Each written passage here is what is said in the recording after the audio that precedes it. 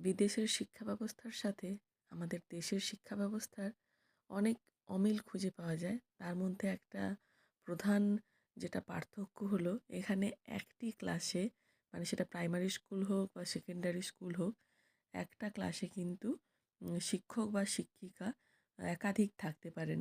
মানে একটি ক্লাসে প্রয়োজন অনুযায়ী উম, আহ, যে যে স্টুডেন্টরা ভীষণভাবে এগিয়ে রয়েছে তাই সেই গ্রুপের জন্য একটা টিচার, যে স্টুডেন্টদের একটু আলাদা করে কোনো বিষয়ে সাহায্যের দরকার রয়েছে তার জন্য আলাদা টিচার, মানে একটা ক্লাসে 4 থেকে 5 জন টিচারও কিন্তু থাকতে পারেন।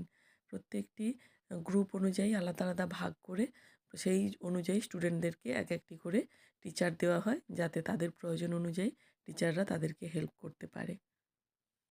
মানে ধরুন কোনো ক্লাসে যদি 30টা স্টুডেন্ট থাকে, প্রত্যেক 5-6টি স্টুডেন্টের জন্য বা প্রত্যেক 10টি স্টুডেন্টসদের জন্য কিন্তু একটি করে শিক্ষক বা শিক্ষিকা থাকতে পারে এখানে। আবার এমনও দেখা যায় যে কোনো স্টুডেন্টকে আলাদা করে প্রত্যেক বিষয়েই হেল্প করতে হবে, তো তার জন্য কিন্তু একজন আলাদা করেই টিচার থাকেন। মানে প্রত্যেকটি ক্লাসে টিচার অন্যান্য স্টুডেন্টদেরকে পড়ালেও ওর কাছে একটা টিচার সবসময়ের জন্য থাকবে, যে প্রত্যেকটা সাবজেক্টে ওকে আলাদা করে হেল্প করবে এই ক্লাসে বসেই।